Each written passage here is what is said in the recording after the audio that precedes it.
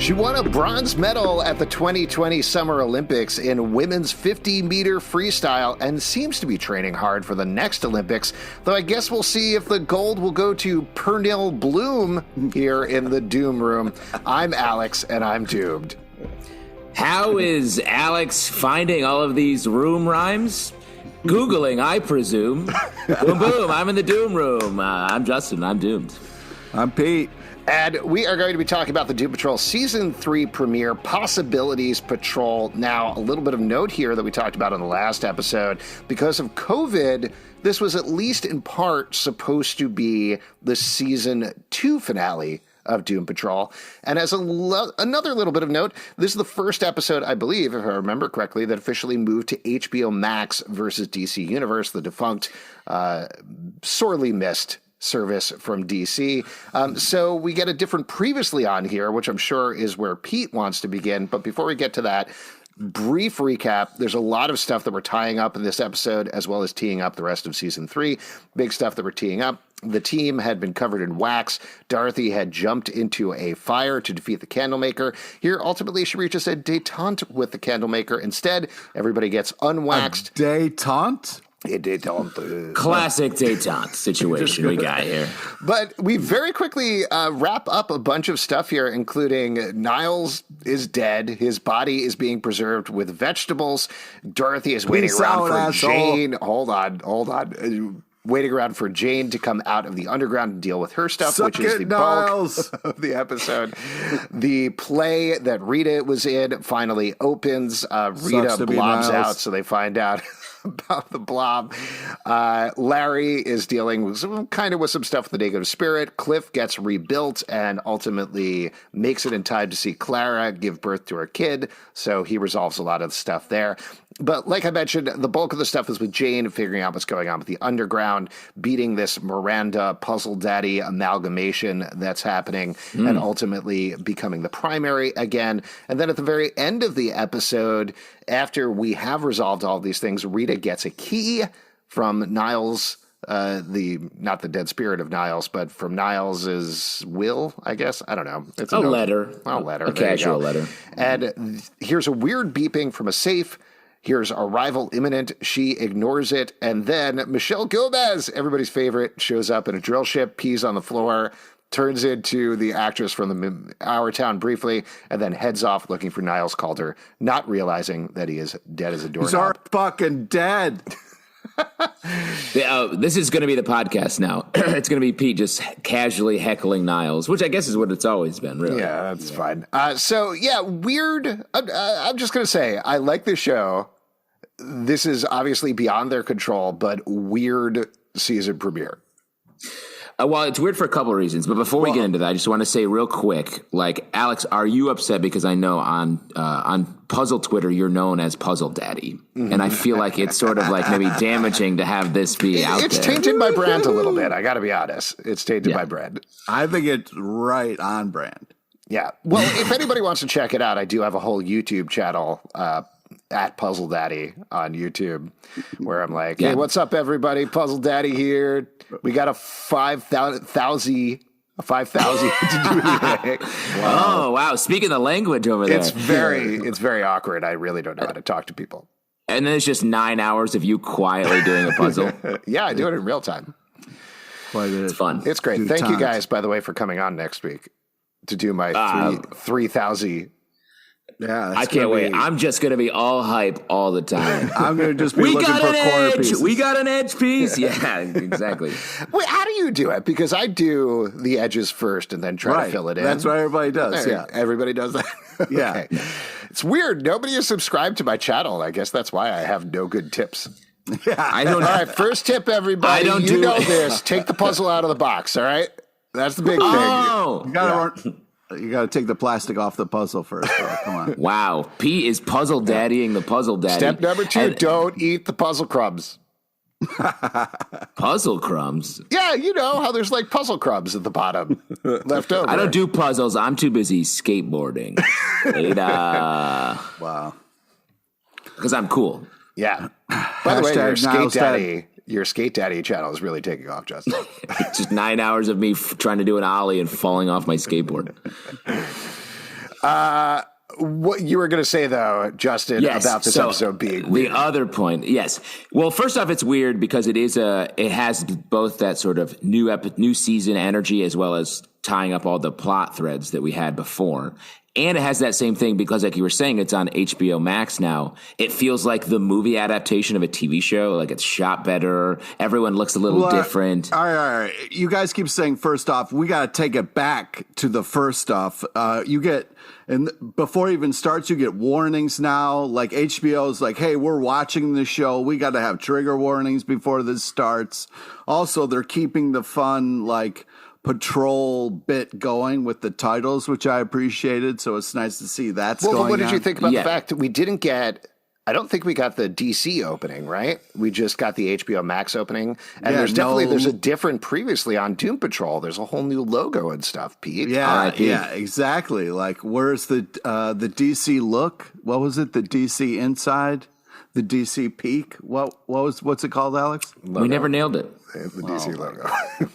That's all. And let me just say, going off Pete, that we also have the same actors are playing the same roles. It's still on television. What else? Film. It's filmed. Yes. So they use cameras. So there's a lot of stuff that is consistent. Yeah, there's a lot of humans in it. Yeah, the audio's working. So that's audio's working. That's good. Finally. Yeah. After 3 seasons, they got the audio working. Why don't we jump into this? First of all, I think there is stuff that worked about this episode, mind you. Like, particularly to start off on the positive end of things, the Jane storyline was great. That gets the most real estate in the episode. And I thought the way that tied up, the way that they figured that out with it not being Miranda, not being her dad, but this amalgamation, the way they described it, this infection that has been in Kay since the beginning, and that ultimately everybody has to work together with Jane at the lead to beat him, I thought was him/her/they, whatever it is. I thought that was really nice. Like, this worked really well. This built on everything over the course of the season. It's a big storyline, and I really appreciated the way that it turned out.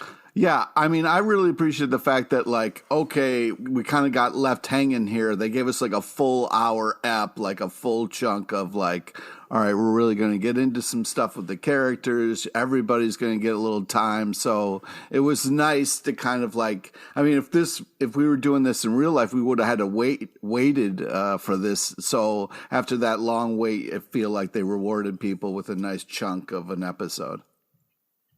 Yeah, I mean, I agree. Like, to your point, Alex, like the Jane storyline sort of had the highest stakes, and it was the one I was most invested in because everyone else is sort of like, yeah, I'm still here and I'm still dealing with this ongoing problem, and I'm going to make one tiny step forward. Right. Yeah, it was really well shot. I like that whole cast in the underground. I'm glad they figured it out. I'm glad they ultimately beat this. It was also, Pete, I know you were understandably, I think, confused about what was going on with Miranda /Puzzle Daddy the last episode. Do you feel like it was clearer in this episode? Yeah, I mean, they kind of revisited the whole Wells situation, so it was nice that we kind of got the, you're not Miranda, I'm this evil kind of monster, so it was kind of like good that they kind of helped us with that, and we got some some real movement as far as Jane is concerned, which is exciting. Now, Alex, is it appropriate to eat a puzzle? That's a great question, and that was the next thing that I was going to address. Now, I've certainly eaten plenty of puzzle pieces in my time. You got to taste each one, just sort of have a sense of it. But the problem is then you don't have the pieces to finish the puzzle, you know? Ah, yeah. That's the huge problem. Doesn't that make it sort of a forbidden Well, you got to bake more pieces. You got to be able to, bake more pieces and put it in there.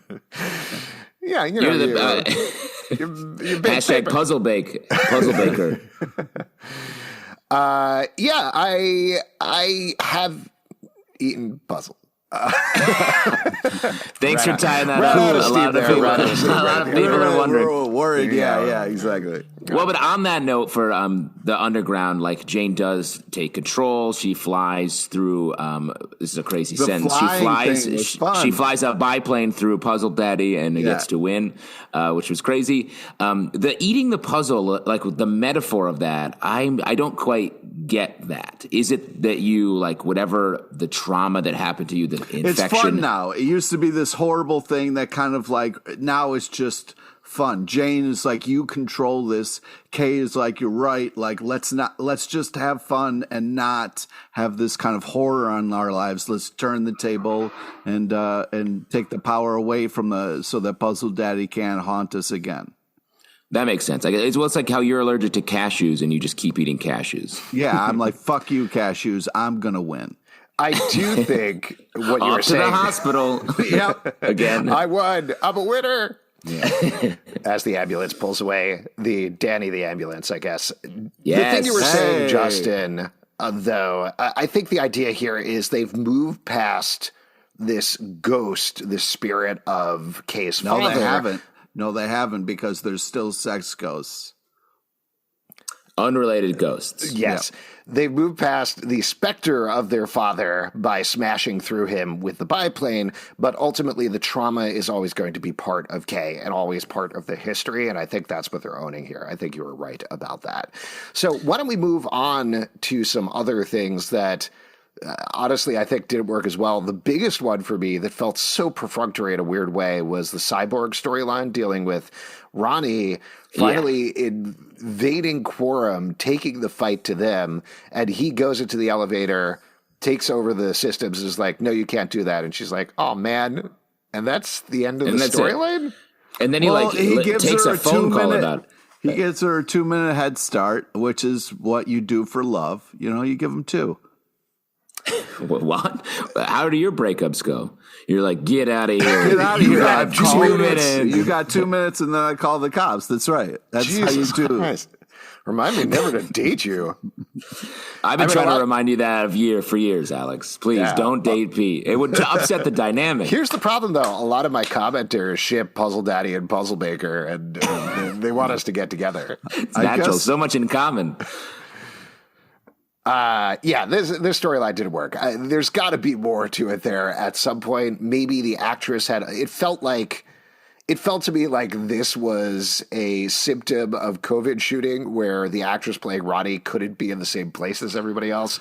They shot a quick scene with her in an elevator, then kind of had to move on. Sometimes you gotta make some tough choices with schedules and then COVID. So hopefully they'll get it back where it's supposed to be. But if schedules got messed up and you had to make some, he's a line producer. He knows that the day of the shoot, things go crazy. You got to make the best decision you can and, hope nobody complains about it on a podcast. Wow.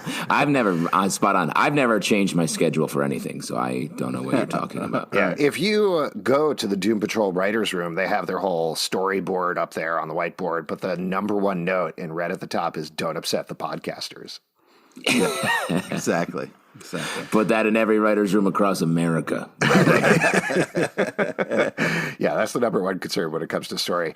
Let's move on and talk about some of the other folks. We got Cliff here. He gets rebuilt. He finds out what we've suspected all along, that the problem going on with his body and with his hands and everything isn't actually anything to do with his robot body. It actually is psychological. It has to do with his brain.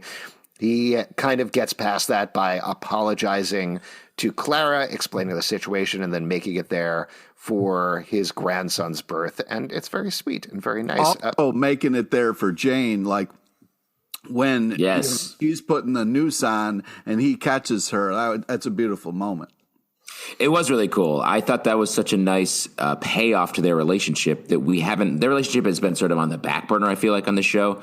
And her catching her, I thought, was really cool. And on the larger themes, like last season was all about like bad dads, basically. Mm-hmm. And it feels like this episode was like, hey, a lot of good dads in here.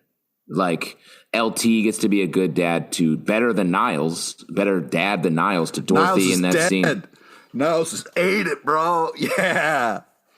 I agree. People, you have to wonder, when is the Niles ghost going to start having sex? Because, we know. I was glad that they were like, no, Niles, you don't deserve to get hang out with the sex ghost. I'll tell you what, honestly, I'm looking forward to being a ghost because I'd love to find out what sex is like. You're looking forward to being a ghost? I'm looking forward. Also, that was another thing. We got our first after credits scene in this new season here. Wait, what? I think that was just the next episode starting on HBO Max, Pete. No. They got after credit scene of Ghost Niles with the sex ghost, and then Kipling. Oh, I completely missed that because I got the little next HBO. Pete, wow. Good for you. It was. I also missed it, Pete. You're coming up huge right now. Hey, well, some of us got to do the work. You know what I mean? Some of us got to. I know, but we're just surprised because it's usually not you. I think that's what we're saying here. I'll have to go back and watch that. Maybe there's after credits every episode this season. That would be pretty exciting. Yeah. What were we actually talking about, though? We were talking about Niles, sex ghost, being good dads. We had a lot of good fathering in this the episode. theme, that was the thing that I wanted to address. So going back to the title, Possibilities Patrol, obviously that's the song that they sing at the end of Our Town, which turns out to be a musical, I guess. But that also is, I think, the theme of the episode is tying things up and leaving things open for possibilities of where we potentially can go next. For Cliff, he specifically says he can't feel anything, but at the same time, he understands it's all in his brain now. So it's about remembering the sensation of holding Clara when she was a baby and how important that was. And same thing with kind of everybody. Yeah, well, it's this thing of like, don't get too high or too low, because it's like you're at the top of the world. You just did the greatest play in town, and somebody's going to take that playbill and wipe themselves with it. You know what I mean? Like it means nothing. So it's like, you can't get. That's actually the highest affection you can show to a performer is to wipe your ass. Oh, yeah, okay. but if you ever stand outside of a Broadway theater, there's just a ton of people pissing and using the playbill to wipe their butts. Oh, yeah. Wow. I didn't know. Did you ever see one of those videos? Yeah, from like Hamilton when they were doing the lottery. They'd come outside, they'd perform, everybody would piss and shit in the streets. And it was just beautiful. Man, what's the Broadway like in Philadelphia? What's Broadway in Philadelphia like, Pete? Is it like just cheesesteaks? Is anyone? Well, they instead of throwing flowers, they throw cheesesteaks on stage, and it's gross. So much whiz, so much whiz, so much whiz. Yeah, well, that's how you know it's a good show. If it's with whiz, you like the show. If it's without, they did like it. Yeah. Look at Alex dropping the wit whiz over here. Exactly. What a local. Don't hassle me, I'm local. Let's talk about Larry briefly. We don't get a lot with him here, but we do get more with the negative spirit. This to me felt like in the same mode we've gotten before, just in terms of like, God, negative spirit, why aren't you trying to tell me?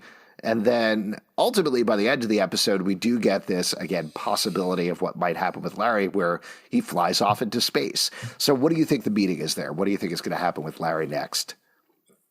Well, I like that he has some progress. I think we've had a lot of good LT episodes over the course of the series, but he's actually making a move now, even if that move is just flying up into space.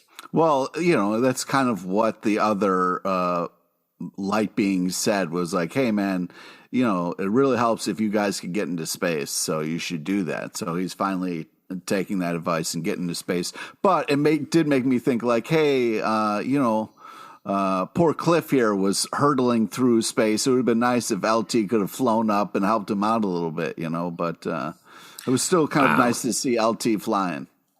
You just can't let anything bad that happens to your guy Cliff go. I'm Team Cliff, man. It's that's what it is. Why don't we talk about Rita, who takes, in my opinion, gigantic steps backwards again this episode. Yes, to the point where I'm going to say this and then I'm going to back off of it. I find it frustrating. I understand, though, that it is a realistic thing that people make forward progress and then backwards progress. But as a viewer of the show who is rooting for Rita, it is frustrating for me that she constantly gets to the point of like, I'm a hero, I'm a leader, and then completely crumbles and falls apart. And I think that's what happens here again. Go ahead, Pete. I thought you were going to say, like, as someone who, did theater, did a lot of shows, went to Cornell, someone who has one line and then does a monologue that they kind of make up on their own is just, that's wrong. You shouldn't do That's that. acting. Yeah, that's acting. That's what acting you're okay is. with that? As classically trained, you feel like someone who stretches their one line out? It's there like are no small. There's an old phrase. There's no small parts as long as you add a bunch of words when you want to talk. All right, I'm surprised that both of you were cool with that because I felt like this is just wrong. You're supposed to be an actor, and the fact that you did this is such a that's like the rule number one. You know what I mean? If you got one line, you got to make it the best you can, but don't fucking milk it. You know what I mean? I mean, I'll tell you, I don't know. I very specifically remember doing Into the Woods in college, and I had one line, and I took that for all it was worth. Wow. Can you hit us with it? I really don't remember. I do remember getting very drunk at a party and saying something very rude to the director, but I don't specifically Classic. Yeah. Classic was it I'm a star, motherfucker? Yeah. Something along those lines. You blew it. You could have had this, all of this. What a monster you were. Yeah. You don't put Zalbin in a tiny door opener role, kid. Oh, my God. Stab. I agree. So back on Rita, I agree that it is frustrating, especially a character that I love. And I feel like when she gets the keys and the keys are ringing and she has to do that and she just can't use her powers because she's so messed up. That was such a bummer. And to have her, rather than be get some help or try to solve the problem, she's just well, forget this. I'm going back to bed. Yeah, hopefully we see some more forward movement. What I would like to see from Rita over the course of this season, and mind you, just as a little bit of clarification, I'm excited because I don't remember how many episodes I got in. I think it was only 4 or so. So I don't know actually the path of where anybody goes on this season. And eventually we're going to get into an episode that I haven't actually seen. So exciting. The Rita stuff, I want to see her ping pong even further. She got to the point where she said, "Oh, I'm the beekeeper and I'm going to be this hero," and then completely froze last season in terms of stopping Ronnie from escaping from the cheesesteak shop. A very hard thing to do. As well, it was. Yeah. There's a big difference between stopping a robber, with one punch and then getting to say your catchphrase. And now it's friends and people. You're not sure whose side you're supposed to be on. But she kind of froze up. It's a rookie mistake. Well, and she I guess my point is she's ping-ponged all the way back here when we find her in the premiere. I want to see her go even further this season, even if that means even more of her aggression ultimately, because that seems to be her pattern. But I want to see how far she can go. I'm excited to see that. Well, that's right. She's got to get away from those prank phone calls because they'll take you down a notch. You know, I've been pranking you for years, Pete, and I know it has an effect on you. Well, someone keeps calling about Seymour Butts, and he doesn't live here. Oh, man, it gets me every time. It's funny because it's like a name. Yeah. Why don't we move over to the Dorothy thing, which, again, not to keep harping on the same thing, the whole Candlemaker thing tied up very quickly, in my opinion. And it was just random. It was just no, we're friends now, and he hangs out. Well, it was a boss move by Dorothy. Also, I kind of really liked how Dorothy disappeared and then she came back and she looked a little bit more mature and wise and was kind of all right, if I control this, then I'm going to kind of take us off the board and kind of place us here, which I thought was a boss move. But I was heartbroken. I didn't get to see her use that fucking badass 80s weapon she made that it was just it was like a keytar. Yeah, it was a lot of fun. Yeah. What did you think? Was there anything thematic to the fact that Dorothy started off in a cage and then later on Kay was in a cage?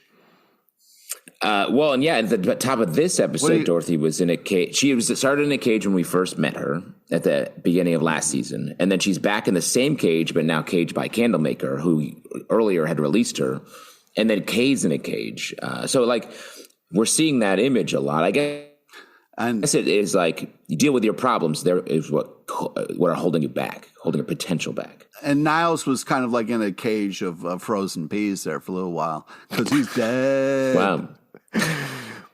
Pea cage. Yeah, that's what I call my freezer, actually. When I throw something in there, I say, hey, throw it in the old cage. Throw it in the cage. Throw it in the cage, the ice cage. Go in the cold cage. Yeah. Then we move on to the bulk of the episode there once she settles her stuff with Candlemaker, where Niles is dead. I know Pete obviously is very happy about this. Justin, What do you think about this? I'm a little surprised he's just straight up dead. And then he gets to sort of be a force ghost hanging around. So in some ways, he's since he's been struck down, he's more powerful than he could ever imagine. Oh, boo. Boo. So watch out, Pete. I've heard that's a thing. It sucks, man, dude. You really yucked my yum with that, you asshole. Do you think making a Star Wars comparison? No, your yum is a dead person. Yeah, I was enjoying the fact that Niles is dead, and then you're like, well, now he's stronger than ever. And do you wander through cemeteries going yummy, yummy? What? Yum, yum, yum. Not. Ooh, funeral today. Yum, yum. Do you think he's gone permanently? Do you think this is it for Niles? He's just going to force ghost out and that's pretty much it? Or is he coming back in some way? Fingers crossed, no more Niles. I think he'll be back. I feel like we'll get him as a force ghost for a bit, and then I think he's going to pop. Well, I mean, tell us, Pete, what did you see in the post-credit sequence? You said you saw, you flexed on us that you saw, this but is we a didn't get any. Pete LePage exclusive right here. So what happens is you see Ghost Niles at the mansion, and then you see two sex ghosts, and one of them is beckoning like, "Come on, Niles, come on," and he's like, "Oh, what the hell?" and tries to get out of his wheelchair, but then he is sucked away, and then you see Kipling cutting off Niles's frozen head, and Kipling goes, "Not so fast, Niles. We've got work to do." Well, then I think that's a pretty big indicator that he's going to be back. His line. I'm paraphrasing his line, but you know. Well, also, we really should have watched this. Sorry, but Pete, is there any indication how they got from Dorothy and Niles's body heading off in Daddy the Ambulance to where he is now? No, that's all you got was those little scenes there. It wasn't more than that. It's like Alex and I are drowning right now, and Pete's on the boat with a bunch of life preservers, and he keeps throwing us sandwiches. Like, no. Eat this life first. Preserver. No. You should help eat us, this Pete. first. Why do we leave him in the boat? Well, exciting news that Niles is still if around. If you eat the sandwich, then you get the life preserver. What's a sandwich race? I'm in the middle quit of the water. looking at your lips. Last thing I want is a soggy sandwich. Thanks, Pete. It's in we got to catch it out of the air. bag. It's in the plastic bag, just like the puzzles. Quick question, though. Are the sandwiches wit whiz or wit out? Always wit. Wit out. Oh, okay. So you like us. And yes. And well, he likes this, but he's like, yum, yum. They're going to die. Yum, yum, funeral. Any other notes for the episode that you guys would want to call out in particular? I'll mention I liked the bit at the play rehearsal when Rita is melting. The guy in the donkey costume farts. Good callback. That was just, nice little callback. Yeah. That's fun. Shout out to the scary big eyes they made in the Jane Miranda scenes. That was scary. Mm-hmm. And then sick Rita burn when she said, "It smells like Louis B. Mayer after a seafood buffet." That's a classic 1930s roast. Yeah. Clara swearing when she was on the phone saying "I'm pregnant" to Cliff was just great. That was pretty good. Wow. I liked the two lines that I wrote down. I like the line, "Your shit is as cool as shit. My shit is just shit." That was pretty good from Cliff. And then brain problem hand slow.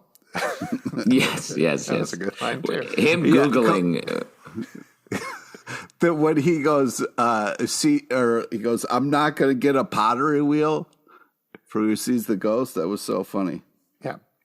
Good stuff. Good Cliff stuff throughout the episode. Overall, a little all over the place, but as we mentioned, I think, we didn't really talk about Michelle Gomez arriving.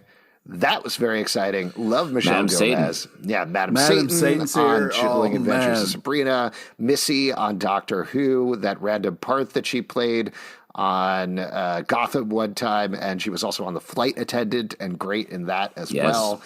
So good. What an entrance, man. So good. And she seems to have Rita powers, potentially.